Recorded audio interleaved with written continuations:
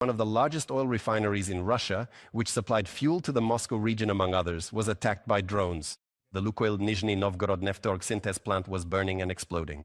According to sources from Freedom in the main intelligence directorate, CHUAR, dozens of drones were used in the strike, more than 50 of which were Ukrainian-made.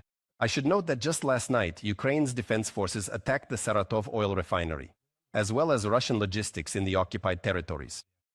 A new era has begun in the war as Ukrainian drones can now strike targets deep within the Russian Federation.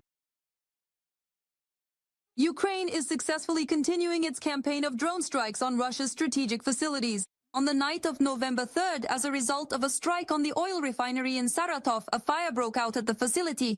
A hit was recorded in the area of the oil refining units. Let me remind you, the Saratov plant is one of the oldest in Russia. As of 2023, it was processing almost 5 million tons of oil per year. And it's not just Saratov. The General Staff of the Armed Forces of Ukraine reported strikes on a number of Russian army logistics facilities.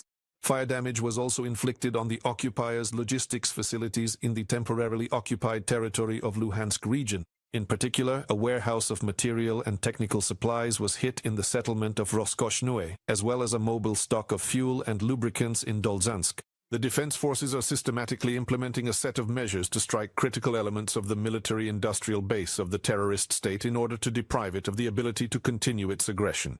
From the statement of the General Staff of the Armed Forces of Ukraine on Telegram. On the night of November 1st, the Ukrainian Defense Forces also struck the Tuapse oil refinery in the Krasnodar region. As a result, the oil loading infrastructure of the Russian Federal Maritime Commercial Port, located on the Black Sea coast in Tuapse Bay, was hit.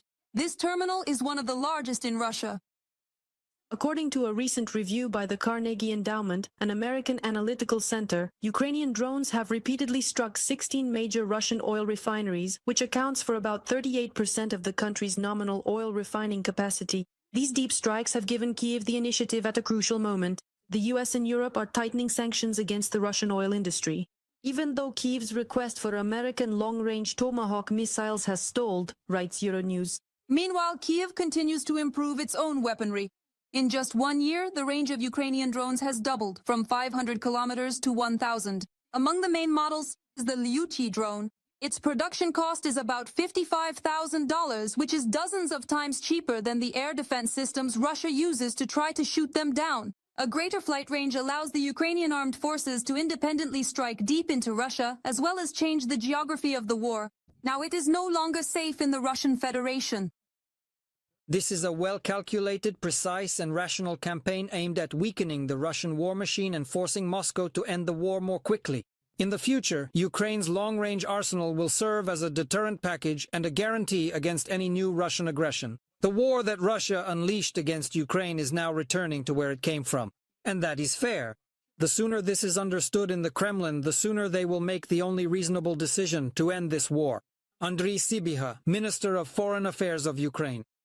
Ukraine's enhanced long-range strike capabilities are causing real damage, forcing the Kremlin to import fuel and limit exports, the president of Ukraine stated. Volodymyr Zelensky reported that the Russians have already lost up to 20% of their gasoline supplies directly as a result of Ukrainian strikes.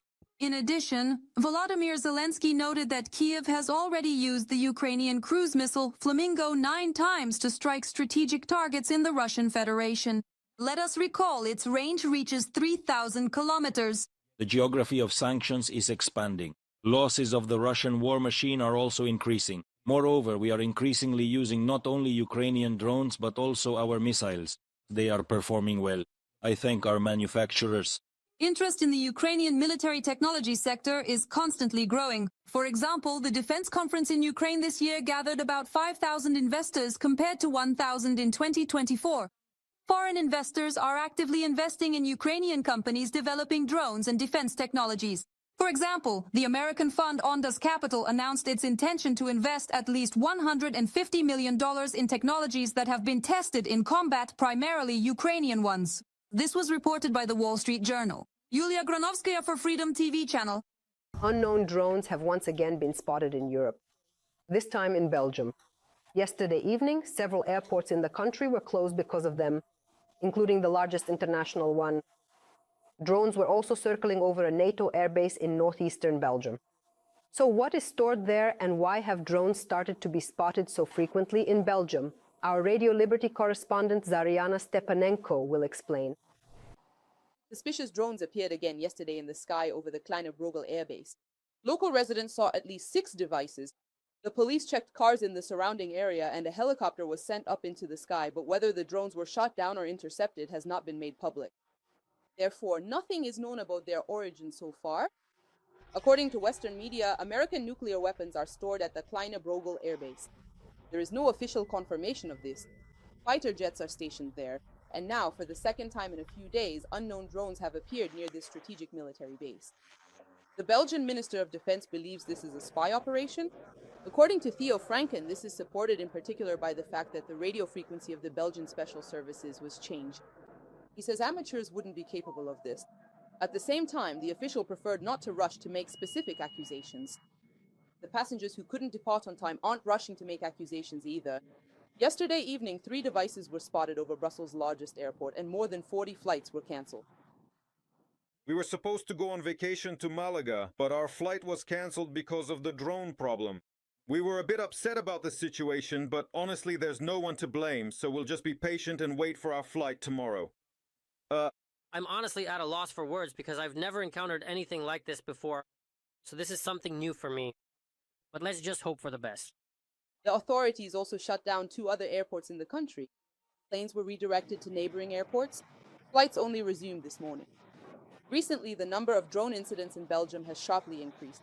Last month, they were seen near other military facilities, including places where missiles are produced and drones are tested. The incidents are being investigated by the police and the country's security service. Belgium's Ministry of Defense is initiating rapid procurement of systems to detect and neutralize drones. The army is permitted to shoot down potential aerial threats if they fly over military bases. After another drone raid, Politico spoke with European diplomats. Some of the diplomats' names are not disclosed by the journalists. It is assumed that in this way, Russia is putting pressure on Belgium so that its leadership continues to block the provision of the so-called reparations loan to Ukraine funded by Russia's frozen assets. Both the Danish and Norwegian authorities have linked the recent increase in drone incidents to Russia, as drones were spotted in their territories last month. Moscow denies any involvement. From Brussels, Zoriana Stepanenko, Marek Hajduk, Radio Svoboda, exclusively for TSN 1+1. Should Europe's response to unidentified drones be tougher? Share your opinion in the comments below this broadcast on YouTube. Of course, give us a like and subscribe to the channel. In the meantime, I will continue with the TSM broadcast.